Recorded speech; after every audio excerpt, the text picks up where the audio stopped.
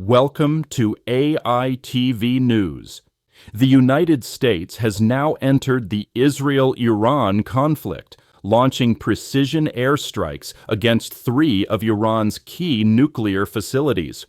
Washington says the raids inflicted severe damage, sharply raising tensions across the Middle East.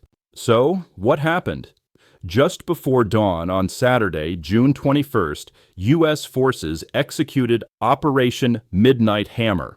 The targets? Natanz, Isfahan, and Fordo, cornerstones of Iran's enrichment program. Natanz handles most of Iran's uranium production. Isfahan houses research reactors and fuel fabrication labs. Fordo, buried deep inside a mountain, was built to survive an attack exactly like this. President Donald Trump hailed the mission as a spectacular success, and early Pentagon assessments report extremely severe damage. The strike also marks a turning point. America has moved from political supporter to active combatant in a conflict that began on June 13th with Israeli raids on Iranian soil. How was the attack carried out? More than 125 aircraft took part, among them 7 B-2 Spirit stealth bombers. Shaped to evade radar, the bombers flew a non-stop 37-hour round trip from Missouri.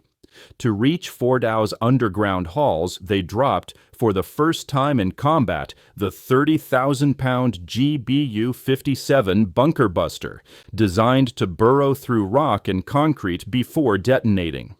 Meanwhile, a U.S. submarine in the Persian Gulf launched over 24 Tomahawk cruise missiles at Isfahan, while other aircraft struck Natanz. According to the Pentagon, Iranian air defenses were caught off guard and never fired. Washington's stated goal is narrow: cripple Tehran's capacity to enrich uranium. We are at war with Iran's nuclear program, not with Iran, Vice President J.D. Vance said. Still, President Trump warned that any retaliation would meet overwhelming force, offering Iran a choice, in his words, between peace and tragedy. Tehran is furious. Foreign Minister Abbas Araghchi condemned the raid as brutal aggression and a grave breach of international law, saying it torpedoed talks that were underway only days earlier.